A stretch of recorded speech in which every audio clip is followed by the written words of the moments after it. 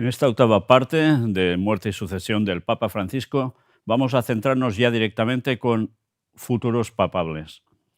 Eso sí, ya estamos en cónclave. Han habido dos votaciones. Estamos en la parte que va a haber la tercera. Estamos entre medio, entre la segunda y la tercera. Habrá fumata blanca, de momento ha habido dos de negras. Nosotros vamos a analizar ahora algunos papas que podrían llegar a comprobar y certificar profecías. Hablaremos de una profecía que tiene que ver con cuestión del lado oscuro. Luego hablaremos de otras profecías que podrían llevar a implicar ciertos papas. Pero eso lo veremos. Tiempo al tiempo, y muy pronto lo sabremos. Vamos a empezar.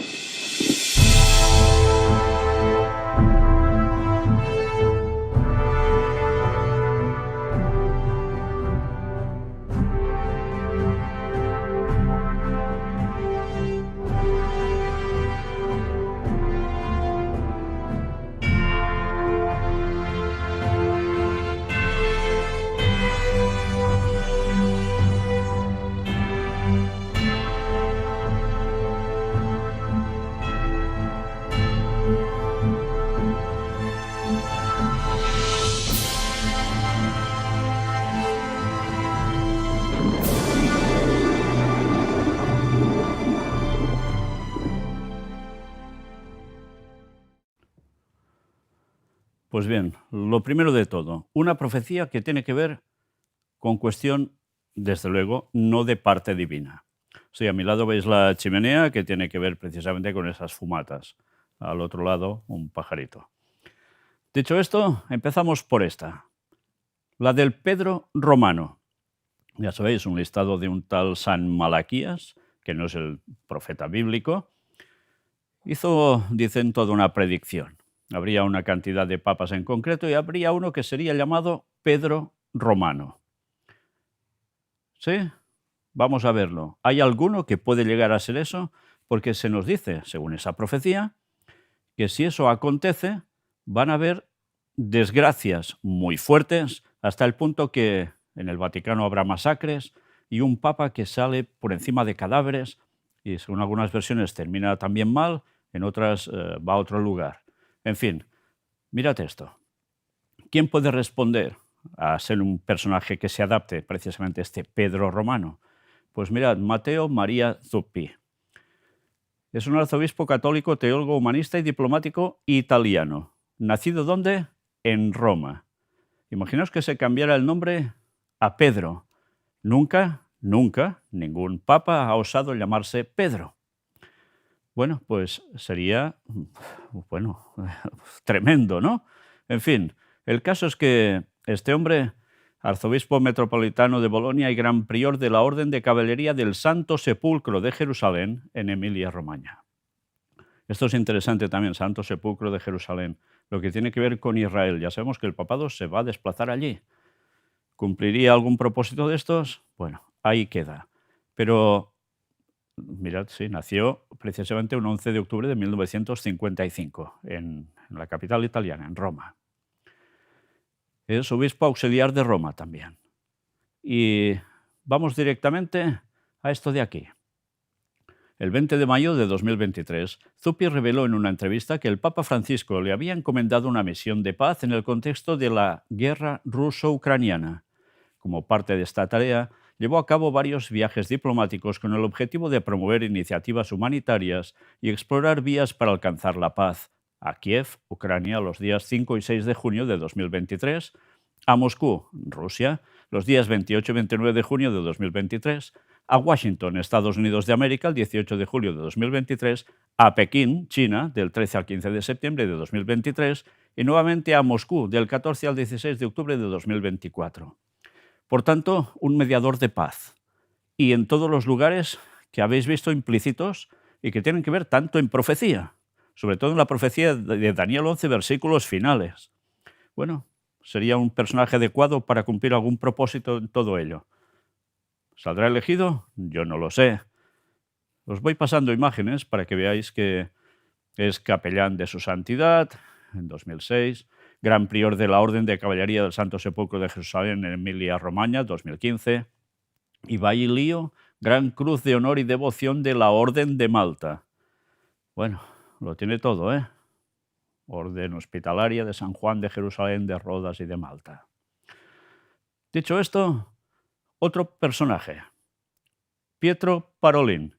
Interesante porque para muchos era el candidato por excelencia y se llama ya de nombre Pietro, o sea, Pedro.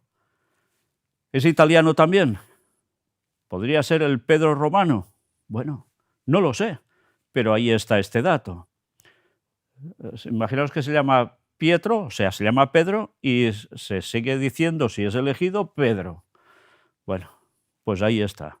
El caso es que ha pasado algo interesante con esta persona. Dicen, ¿será el nuevo Papa? Micrófono capta doble felicitación de cardenal a Pietro Parolin en previa al cónclave. Pietro Parolin es el secretario de Estado del Vaticano y se ha destacado en la diplomacia. Junto al filipino Luis Antonio Tagle son los principales papables.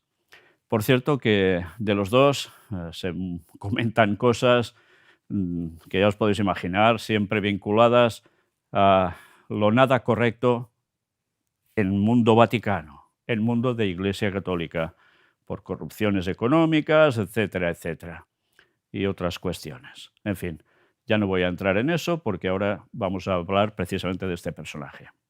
En la mañana de este miércoles se realizó la misa Proeligiendo Pontífice, donde el cardenal que oficializó la instancia felicitó a Pietro Parolin, uno de los candidatos para suceder al Papa Francisco.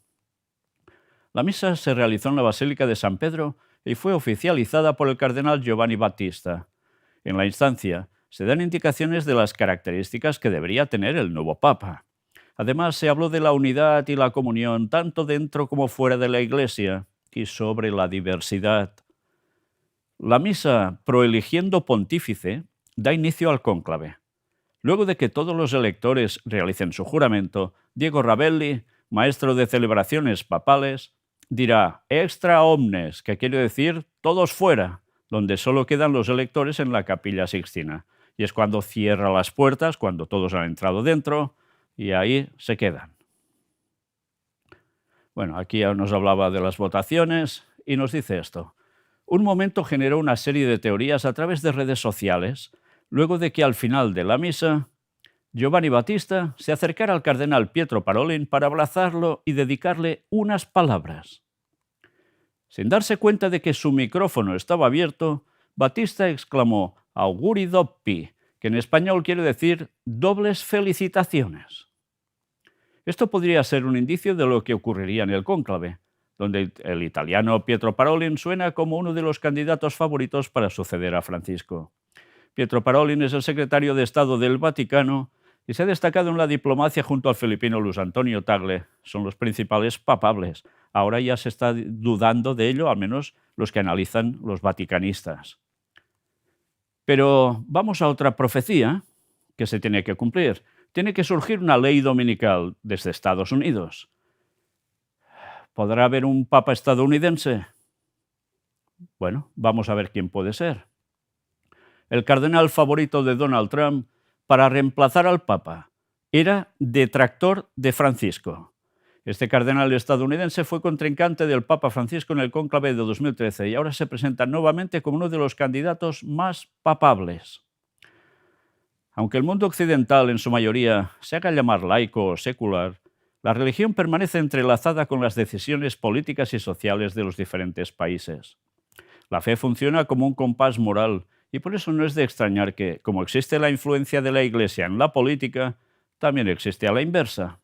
Este es el caso de Donald Trump y Raymond Burke, cardenal estadounidense nombrado por Benedicto XVI en 2010. Burke tiene una trayectoria marcada por su firmeza doctrinal y su enfrentamiento con muchas de las reformas impulsadas por el Papa Francisco. Era un fervoroso detractor del pontífice, pero incluso con un colegio cardenalicio en el que 3/4 partes fueron nombradas por Bergoglio, se perfila como uno de los nombres más mencionados. Su persona da la cara por los sectores más conservadores y tradicionales del catolicismo. Y ya sabemos, desde Estados Unidos tiene que surgir ese retorno a la moral también, que ya está pasando. Bueno, pues veremos qué sucede. Oriundo de Wisconsin y con 76 años, Bark ha apoyado abiertamente las políticas de Donald Trump respecto a diferentes temas, incluyendo la construcción del muro en la frontera sur, una línea de pensamiento completamente contraria a lo promulgado por Francisco, que hablaba siempre en defensa de los inmigrantes y las minorías. Aunque en las últimas elecciones estadounidenses se mantuvo más cauteloso en cuanto a su opinión, Bark apoyó en la campaña electoral de Trump en 2016, asegurando que ésta defendía los valores de la Iglesia, en especial la defensa de la vida humana desde su concepción, un precepto que los dirigentes del Partido Republicano se han encargado de imponer mediante proyectos de ley antiaborto. La admiración parece ser mutua. El presidente estadounidense lo ha elogiado por sus valores conservadores y nos sorprende que vea en él un apoyo importante para sus políticas en defensa de los valores cristianos, tanto en Estados Unidos como en el resto del mundo. Vaya, cumpliría muy bien la profecía. Para nadie es un secreto que el Papa Francisco hizo hasta lo imposible por aislar a ese sector de la Iglesia de carácter ultraconservador. De hecho, en varias ocasiones llegó a referirse a quienes dentro de la Iglesia, según él, promulgaban discursos de odio como infiltrados. Y es que respecto a Bark, Francisco fue firme. Una vez se hizo con el poder, lo expulsó de la Congregación para los Obispos y del Tribunal Supremo, el órgano judicial del Vaticano. El pontífice se radicalizó aún más cuando en 2023, según la BBC, canceló el acuerdo de gratuidad de Bark para su piso en Roma y su salario mensual de 5.000 euros. Además, comunicó a los miembros de la orden religiosa jesuita en Portugal, de acuerdo con el medio británico, que existía una actitud muy fuerte, organizada y reaccionaria en la Iglesia estadounidense, a la que calificó de atrasada. Bueno, ya hemos analizado quién podría llegar a ser un papa que cumpliera con la profecía de la ley dominical. ¿Surgirá este? No lo sé, pero hay esa opción. Sigamos viendo más. Ahora, ¿un papa de origen judío? La profecía nos dice que el Vaticano irá a parar a Jerusalén para sentarse en el monte del templo y situarse en ese tercer templo de Jerusalén que se va a edificar después de todo el castañazo que está habiendo con los palestinos y demás por las regiones de por allí. ¿Qué debe suceder? Pues que si alguien se pone en ese lugar, lo más fácil es que si no es de origen judío, los propios judíos probablemente irían totalmente en contra de eso. Entonces, ¿puede ser que haya un papa de origen judío? Bueno, pues veamos a ver. Mirad, le preguntamos a la inteligencia artificial sobre esto y nos dijo esto que ahora veis en este escrito. ¿Quién podía ser? El único cardenal vivo de origen israelí es Pier Battista Pizzaballa, nombrado patriarca latino de Jerusalén en 2020 y elevado a cardenal en 2023. Es el primer patriarca latino de Jerusalén y el primer cardenal que reside en Israel. Más detalles. Es un prelado católico italiano, nacido en 1965 y actualmente sirve como patriarca latino de Jerusalén. Esta posición implica la responsabilidad de gobernar la Iglesia en una región que abarca Israel, Palestina, Jordania y Chipre. Cardenalato. El cardenal Pizzaballa fue nombrado cardenal por el Papa Francisco en 2023, convirtiéndose en el primer patriarca latino de Jerusalén en recibir esta distinción. Y sí, reside en Israel. El cardenal Pizzaballa reside en Jerusalén, la primera vez que un cardenal reside en suelo israelí. Dice que es el único cardenal de origen israelí. Veremos si está muy fina esta inteligencia artificial de aquí a un momento. Aquí tenéis a Pier Battista Pizzaballa. Bueno, ya lo veis, sería un papa joven. Tiene prácticamente casi un año menos que yo. Y bueno, con esto no estoy diciendo que yo sea un chaval, pero para ser papa sería muy joven. Y es franciscano. Es custodio de Tierra Santa. Mirad esto. Desde el nombramiento del padre Pier Battista Pizzaballa como custodio en 2004, la custodia comenzó a subsanar la lejanía que aún subsistía respecto de la sociedad israelí ya que hasta entonces la mayoría de los frailes no hablaban el idioma hebreo. Pizzaballa domina el hebreo de forma fluida, después de haber asistido a cursos de hebreo en Jerusalén y a un programa de estudios en el Departamento de Biblia en la Universidad Hebrea. Así, Pizzaballa prestó especial atención a la apertura de su comunidad a la sociedad en general, consciente del abismo cultural que separa ambas religiones. Una de sus primeras iniciativas fue dar a los jóvenes religiosos la oportunidad de estudiar el idioma hebreo. Él animó los contactos con las instituciones israelíes con el fin de fomentar la cooperación en las áreas de turismo y peregrinación. Como ningún custodio antes que él, Pizzaballa ha tenido acceso a los ministros y altos funcionarios israelíes, desde el primer ministro al jefe de los servicios de seguridad general. Ha impartido una motivadora conferencia pública en idioma hebreo en la Universidad de Tel Aviv, reflexionando sobre la Iglesia Católica y la Shoah. Bueno, tiene un buen historial, muy asociado directamente con Israel. Pero nos dice algo más. Plenamente consciente de la necesidad de vincularse con la opinión pública israelí, acogió a grupos judíos en la Escuela Monasterio de San Salvador, la sede de la Orden Franciscana en Jerusalén. También comenzó a integrar a los empleados árabes de la custodia de Tierra Santa en el marco del Estado israelí. La custodia, como empleador y sus trabajadores, que son en su mayoría árabes, pagan regularmente sus respectivas cuotas de seguros nacionales y también abonan según el plan de jubilación sancionado por el Estado de Israel. Las escuelas administradas por la custodia también han entrado en el sistema educativo financiado por el Estado. Fray Pizzaballa se refirió a la Iglesia en Jerusalén en los siguientes términos. No por casualidad la llamamos Iglesia Madre, no solo porque de ella nacieron las iglesias esparcidas por el mundo, sino porque aún hoy custodia de forma única y especial el lugar que hace memoria de la muerte y resurrección de Cristo. En Jerusalén aún hoy se encuentran, juntas, si bien heridas en sus relaciones, todas las denominaciones cristianas. Todos, en definitiva, se encuentran aún hoy en la Ciudad Santa, que es un microcosmos de la vida de la Iglesia en el mundo. En este sentido, la podemos definir corazón palpitante, porque dona la vida a tantísimos creyentes en el mundo.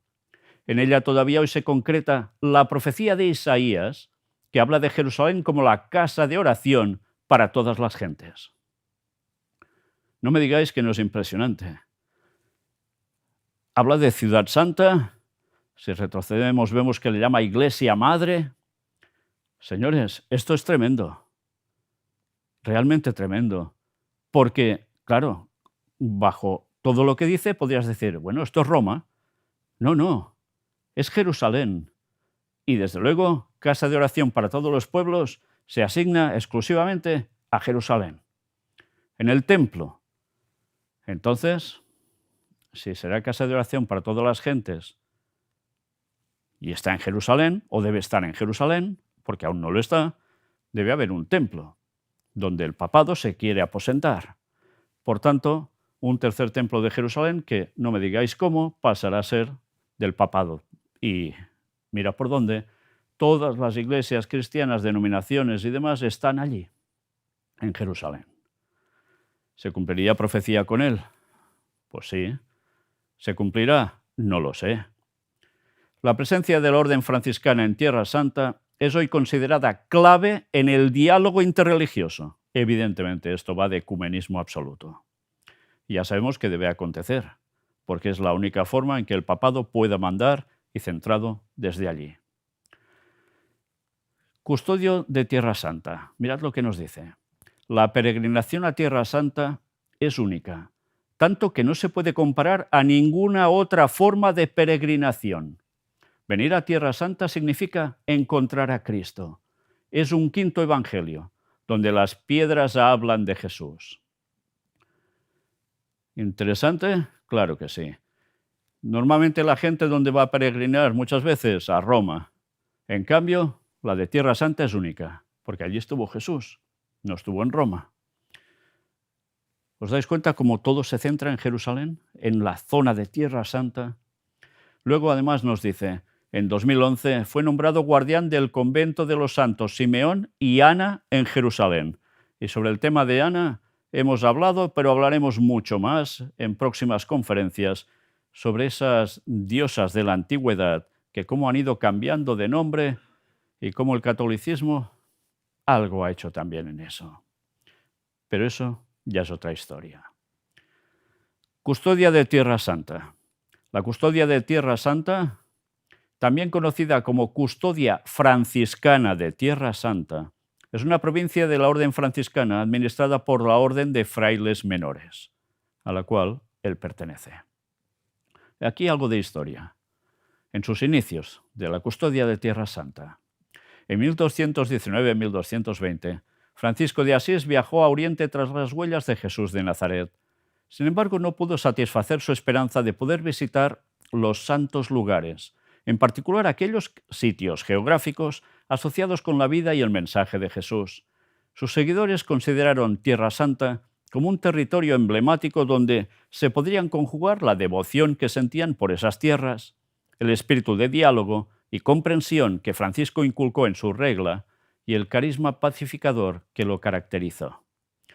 Carisma pacificador que lo caracterizó. Un pacificador en Tierra Santa, un franciscano. Tiempo al tiempo. Un dato más aún. Cardenal Pizzaballa, una de las pocas figuras morales capaz de ser escuchado por judíos y palestinos. El patriarca latino de Jerusalén, que al inicio del conflicto se entregó como rehén a Hamás para liberar a los niños secuestrados, es la voz de la razón en la guerra entre Israel y Hamás. Ya veis, vaya situación, ¿eh? Y aquí tenéis Pier Battista Pizzaballa, primer patriarca latino creado cardenal, visitó a la gente herida de Jenin. En este contexto, llegó la noticia de su nombramiento como uno de los 21 nuevos cardenales designados por el Papa Francisco. Pizzaballa lo considera un signo de atención del Papa hacia la Iglesia de Tierra Santa y Jerusalén y una pequeña luz en esta tierra bendita y martirizada. Bueno, hemos visto a alguien de origen israelí, dicen, único, pues mirad esto. ¿Habrá otro? ¿Papa de origen judío? Cardenal recuerda en Auschwitz sus propias raíces judías. Esto salió el 12 de agosto de 2022. El martes, en el 80 aniversario de la muerte de Edith Stein, un cardenal cercano al Papa Francisco celebró una misa en un convento carmelita de Auschwitz, diciendo que comparte con la santa sus propios orígenes judíos, su fe católica y su vocación a la vida religiosa. Siempre habíamos dicho, un judío que pueda ser católico y que pueda llegar a estar en Jerusalén. Bueno, pues no lo sé si será este o no. El cardenal jesuita canadiense, Michael Cerny, que dirige el Dicasterio para el Desarrollo Humano Integral del Vaticano, visitó el martes los terrenos del antiguo campo de concentración. A continuación, celebró una misa en un convento carmelita cercano en Oswiecim, una ciudad polaca que estuvo bajo la ocupación alemana nazi durante la Segunda Guerra Mundial, para conmemorar el aniversario del nacimiento al cielo de Stein. Stein, una filósofa judía alemana que se convirtió al catolicismo, se unió a las hermanas carmelitas, tomó el nombre de Sor Teresa Benedicta de la Cruz y murió en una cámara de gas en Auschwitz el 9 de agosto de 1942. El Papa Juan Pablo II la declaró mártir en 1987 y santa en 1998. Durante su homilía, Cerny hizo muchas referencias a su propia familia. Nacido en la antigua Checoslovaquia en 1946, su madre, bautizada y educada en el catolicismo, era de ascendencia judía, por lo que durante la guerra fue obligada a trabajar como obrera y pasó 20 meses en prisión y luego en un campo de concentración. Su padre, un católico romano sin ancestros judíos, fue enviado a un campo de trabajo después de negarse a divorciarse de su esposa. La familia de mi madre, ambos padres y 2 hermanos, también eran católica, pero compartía los orígenes judíos que el enemigo aborrecía, dijo el cardenal. Mi abuela materna Anna, mi abuelo Hans y mis tíos George y Carl Robert fueron internados en Terezín, donde murió Hans. Mi abuela y mis tíos fueron transportados a Auschwitz. Desde aquí, mis tíos fueron enviados a campos de trabajo y finalmente asesinados allí. Su abuela, dijo Cerny, sobrevivió a la guerra, pero cuando su campo fue liberado estaba muy enferma de tifus y no pudo hacer el viaje de vuelta a Brno. Murió el 21 de mayo de 1945. Todavía no sé dónde fue enterrada, dijo Czerny. Con Edith Stein comparto los orígenes judíos, la fe católica, la vocación a la vida religiosa y varias coincidencias con mi abuela materna, Anna Hayek de Soltera-Lau, que vivió de 1893 a 1945. Tenían más o menos la misma edad y tuvieron un final similar, dijo. Dados sus antecedentes personales, Czerny dijo que se sentía honrado de conmemorar el 80 aniversario de la muerte de Stein, que calificó de especialmente relevante teniendo en cuenta las circunstancias especiales de este año, refiriéndose a la guerra en Ucrania y a las demasiadas guerras crueles que se arrastran en diversas partes del mundo. Los sufrimientos impuestos a las poblaciones ucraniana y rusa, los refugiados y las víctimas cada vez más numerosas, nos obligan a recordar el Holocausto, dijo. Czerny fue uno de los varios cardenales y altos funcionarios del Vaticano enviados a Ucrania por el Papa Francisco en señal de cercanía al país tras su invasión por las fuerzas rusas el 24 de febrero. Durante su homilía, Czerny describió a Stein como una mujer cuya búsqueda de la verdad caracterizó toda su existencia. Edith Stein ejemplifica cómo una vida transcurrida en el amor puede ser un lento viaje de apertura, de transformación en el hijo hecho hombre, dijo, refiriéndose a una mujer que fue filósofa, pedagoga, contemplativa y santa. Según el prelado, Stein comprendió que Dios está siempre más allá de todo razonamiento, más allá de todo fenómeno, más allá de toda actividad humana. Tras su bautismo en 1922, Stein combinó la enseñanza con el estudio y la escritura. Estos años, dijo Czerny, la llevaron a buscar un equilibrio armonioso entre la fe y la filosofía. Y esto floreció en un sentido de misión en su vocación como profesora, conducir a sus alumnos a la verdad, no solo la verdad teórica, sino la verdad absoluta y viva, Dios. El cardenal también recordó la carta que la santa dirigió al envejecido Papa Pío XI, instándole a romper su silencio y a pronunciarse contra las expresiones de antisemitismo. Czerny concluyó diciendo que tanto Edith como su abuela Anna, junto con los otros 6 millones de personas exterminadas por los nazis, nunca serán olvidadas.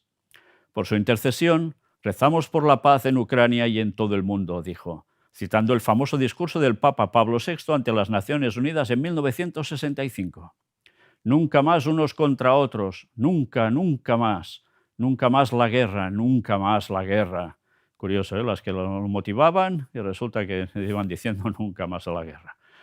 Que aquellos cuya historia personal y familiar es tanto judía como cristiana contribuyan al necesario diálogo entre nuestras confesiones para vivir como fratelli tutti, hermanos todos en nuestra casa común, dijo Czerny. Bien, había otro cardenal austríaco que podía llegar a ser también, porque lo era, de origen judío, y podía llegar a ser papa, pero ya ha pasado los 80 y ya no puede serlo. Por tanto, quedan los que quedan. ¿Puede cumplirse la profecía con ellos? Pues bueno, ya lo veremos. Son posibilidades, podría ser. Pero, ¿y un papa asiático? Ya sabéis, hay toda la tensión con China. Y el Vaticano, sí o sí, quiere dominar China. Fueron expulsados los jesuitas hace muchos años. Bueno, pues la venganza está. Y una vez más, la conquista de ellos se quiere. Vamos a ver, ¿quién puede ser ese papa asiático? Hay uno, Stephen Chow Sao-Yan, nacido el 7 de agosto de 1959 en Hong Kong. Sí, este podría serlo. Alguien que hiciera esa forma de ganarse a China de algún modo o socavarla. Pero hay otro, la frase de Francisco que coloca a Luis Antonio Tagle como gran candidato a papa. El futuro de la Iglesia está en Asia. Francisco otorgó mucha importancia al continente durante su papado por el reto que supone para el catolicismo. Durante sus 12 años de pontificado, el Papa Francisco visitó 14 países de Asia que, después de Europa, se ha convertido en el segundo continente en el que más naciones ha recorrido. No se trata de un asunto baladí, puesto que, siguiendo el ejemplo de Matteo Rizzi, el jesuita que se convirtió en el primer misionero católico en tratar de evangelizar en China, Francisco era consciente de la importancia que tiene Asia para la Iglesia. Pues bien, Matteo Rizzi fue uno de los jesuitas que se encargó de trabajar para minar China, para llevarla a los pies del Vaticano. Pero es que, ¿cómo lo hacían? Trabajaban para ir educando, iban trabajando para ir subiendo posiciones, ponerse muy bien situados y trabajar en la educación de los que dirigían ese gran país, esa gran nación. Finalmente fueron expulsados porque se les vio el plumero. Sí, así lo vieron de claro los chinos que dirigían la nación. Y, lógicamente, como en todas partes, cuando van los jesuitas quieren someterlos a Roma, esto no les gustó y adiós muy buenas, los echaron. Sigamos con la historia, porque ya veis que siguen siendo objetivo de los jesuitas. Un continente de enorme pluralidad confesional y en el que el Islam, el budismo y el hinduismo son las religiones más populares, es un auténtico reto para el catolicismo. Sabedor de ello, durante su viaje a Filipinas, este sí, el país asiático con mayor población católica, Francisco hizo una afirmación que hoy coloca al cardenal Luis Antonio Tagle como uno de los grandes candidatos a sucederle. El futuro de la Iglesia está en Asia. Luis Antonio Tagle nació en Manila en 1957. Su padre, Manuel Topacio Tagle, tagalo, y su madre, Milagros Gokim, de origen chino, eran devotos católicos. Precisamente sus vínculos familiares con China podrían hacer de su elección un hito. Por sus orígenes filipinos, Tagle sería el primer papa asiático de la historia, pero por su sangre china, quién sabe si se erigiría en el gran artífice de que las relaciones entre el Vaticano y el gigante de Asia se destensasen. Sin ir más lejos, el cardenal Gerhard Ludwig Müller, uno de los referentes del ala tradicionalista de la Iglesia, considera que con la muerte de Francisco concluye una era. Se ha acabado un capítulo en la historia de la Iglesia. Claramente el último juicio corresponde a Dios. No podemos juzgar a las personas. Pero si hablamos de su pontificado hay opiniones distintas, opina en una conversación con La República. Sí, porque es uno de los que no quiere que haya continuismo, o al menos así se muestra, con personas como, por ejemplo, Tagle y algunos otros, que son de la línea continuista de Francisco. ¿Se puede cumplir la profecía por este bando? Puede ser. No puedo afirmarlo. Pero algo se está preparando ya, y seguro que ya está listo y colgado en su lugar. Seguramente donde dicen en la habitación de las lágrimas. Sí, cuando un papa es elegido, dice que va a esa habitación a llorar porque he sido elegido papa. ¡Buah, buah! ¡Qué mal lo voy a pasar! No sé, en fin, esas cosas que ellos dicen. El caso es que en ese lugar el sastre del próximo papa ya tiene casi lista la sotana en 3 tallas diferentes. Esto era el 5 de mayo, ahora ya prácticamente debe tenerla porque él decía que había que darse prisa, pero aún tenía un cierto margen. Salió la noticia el día 5. Ya estamos en cónclave, por tanto, ya están listas. Explica incluso la curiosa anécdota de un papa, Juan XXIII, llamado el Papa Bueno, Rosacruz, por cierto, y os lo digo porque un masón me lo afirmó, un Rosacruz en su momento. Ya sabéis que era de una talla más que ancha, muy ancha, y decía que ninguna de las tallas le iba bien, pero aún así tuvieron que hacerle unos ajustes con alfileres como pudieron para que cupiera ahí dentro. Bueno, el caso es que este señor ya ha vestido a no sé cuántos papas, él sigue vivo, los papas la van palmando, pero él sigue haciendo los vestidos. Por cierto, algún día mostraremos qué significa cada atuendo que llevan los papas, porque llevan un montón de atuendos, ¿eh? Pues a todos les dan una simbología. Luego pienso en Jesús y digo, ¿y llevaba todas estas cosas encima con toda esa simbología? Vaya absurdez. Pero bien, así se sigue la tradición católica y así seguirá hasta el final, claro. Revelan que el alto clero católico ucraniano colaboró con los nazis durante la Segunda Guerra Mundial. Y esto sale ahora. Un documento recién difundido resume una investigación soviética acerca de los grupos clandestinos nacionalistas ucranianos. Sí, los que se pusieron del lado del nazismo y que mira por dónde, cómo no, la Iglesia Católica totalmente allí con ellos. Altos clérigos de la Iglesia greco-católica ucraniana colaboraron activamente con la Alemania nazi durante la Segunda Guerra Mundial, confirma un documento desclasificado y publicado por el Servicio Federal de Seguridad de Rusia. En el documento, hecho público este lunes, se describen los resultados de un trabajo realizado por los órganos de seguridad de la Unión Soviética entre 1948 y 1950, que reveló una estrecha conexión de parte significativa de los clérigos del IQ con la Organización de Nacionalistas Ucranianos, OUN, agrupación política de ultraderecha que colaboró con Adolf Hitler y participó en la masacre de más de 100.000 polacos, judíos, rusos y partidarios de la URSS en territorio ucraniano. En particular, se informa del descubrimiento de la conexión de los sacerdotes uniatas, miembros de la IQ, con el movimiento clandestino de los nacionalistas ucranianos, OUN, la ocultación de bandidos y líderes de grupos criminales, la financiación y propagandización de la ideología fascista. El documento, que es un informe del general mayor Mikhail Popereka, del ministro de Seguridad Estatal, MGB, al ministro Víctor Abakumov, fechado en 1950, identifica a altos dirigentes de la UGCC, entre ellos el obispo auxiliar Nikolai Zemlevsky y el vicario general Iván Ziatik, a quienes describe como figuras claves de la Iglesia clandestina y enlaces con el Vaticano a través de los canales de comunicación de la OUN. Ha sido documentado que los máximos dirigentes de la Iglesia uniata eran agentes de los órganos de inteligencia alemanes y estaban en directa colusión con los nazis ya antes del comienzo de la Gran Guerra Patria. Después que el ejército alemán invadiera el territorio de la República Socialista Soviética de Ucrania, el metropolita y su partidario más cercano, E. Sleepy, se pusieron públicamente del lado de los nazis y organizaron actos de bienvenida a las tropas nazis por parte de la población local, comenta el FSB, su publicación. La difusión de los documentos se produce en medio de un intenso escrutinio de las organizaciones religiosas en Ucrania. El año pasado, Kiev prohibió las actividades de la Iglesia Ortodoxa Ucraniana Canónica, UPTS, y de otras organizaciones sospechosas de tener vínculos con Moscú, alegando motivos de seguridad nacional. La represión de la UPTS ha sido condenada por las autoridades rusas y organizaciones internacionales como la ONU, que han acusado a Kiev de atentar contra la libertad religiosa de sus ciudadanos. Bien, pues ya veis, documentos desclasificados, lo que muestran sobre esa gente de la cumbre católica que estaba precisamente en estos lugares que aquí se han mencionado. Y ahora sale esto precisamente en los momentos en que se está eligiendo un papa. Bueno, una vez más, esto es historia.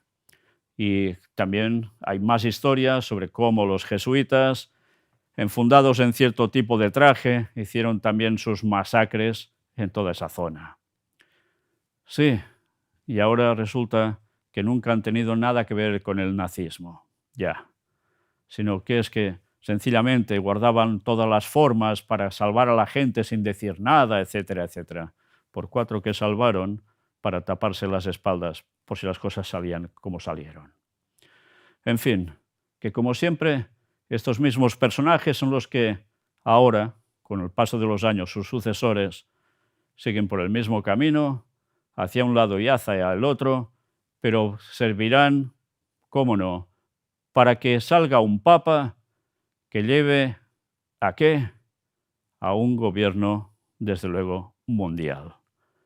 Bajo las órdenes de ellos, por supuesto. El papado mandando de nuevo y asociado, cómo no, a Estados Unidos y sus aliados, que serán su ejército, para variar. Desde hace ya bastantes años que hacen esta función. No, no estoy a favor ni de Rusia, ni de China, ni de lo que queráis. Estoy a favor de la verdad. Y la verdad es la que es. Y nosotros nos hemos de quedar con la profecía que nos dice que pronto, muy pronto, saldrá una ley dominical. Pero a su vez hay toda una tensión entre Estados Unidos, Vaticano, que van de la mano, con China y con Rusia. Y eso de algún modo va a pasar con algo realmente tremendo y supongo que nada agradable.